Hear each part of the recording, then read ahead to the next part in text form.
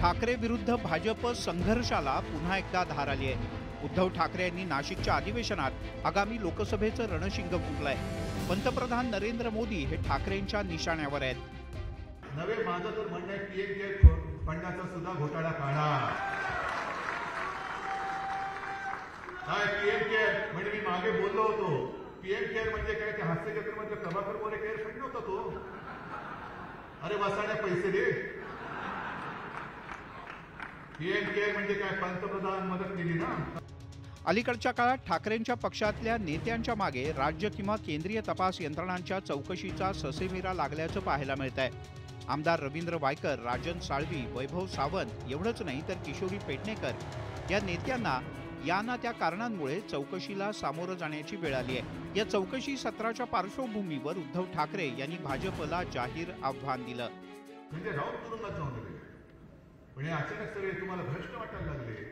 मग तुमचे जे काय भ्रष्टाचाराचे पाडे आम्ही वाचतो आहोत त्याच्या चौकशी लावा ना, आम्ही लावणार आणि उद्या तुम्हाला तुरुंगात टाकणारच आहोत।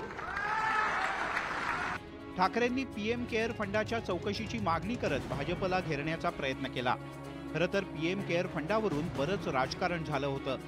कोरोना काळात पीएम केअर फंड उभारण्यात आला, त्यामध्ये मोठ्या प्रमाणात आर्थिक घोटाळा झाल्याचा आरोप विरोधकांनी केला होता। मात्र भाजपनं त्याचं वारंवार खंडन केलंय। कोविडच्या काळात वाटायच्या खिचडीपासून औषधांपर्यंत, हॉस्पिटलच्या बेडपासून काय गोष्ट शिल्लक ठेवलीत? मुंबईला डांबरी रस्ते दिलेत का?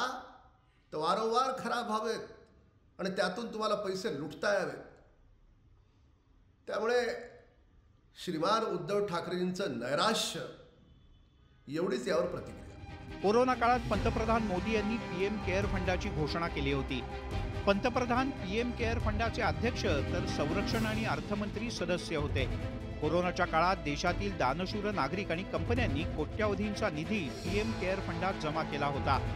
पण हा पीएम केअर फंड सरकारी नसल्याचं माहितीच्या अधिकारात उघड झालं आणि काँग्रेसनं त्याच्या चौकशीची मागणी केली। केंद्रीय माहिती आयोगानं पीएम केअर फंडाविषयी माहिती देण्याचा आदेश दिला होता, मात्र मंगळवारी दिल्ली उच्च न्यायालयानं तो आदेश रद्दबातल ठरवलाय। Bureau report, News 18 Lokmat.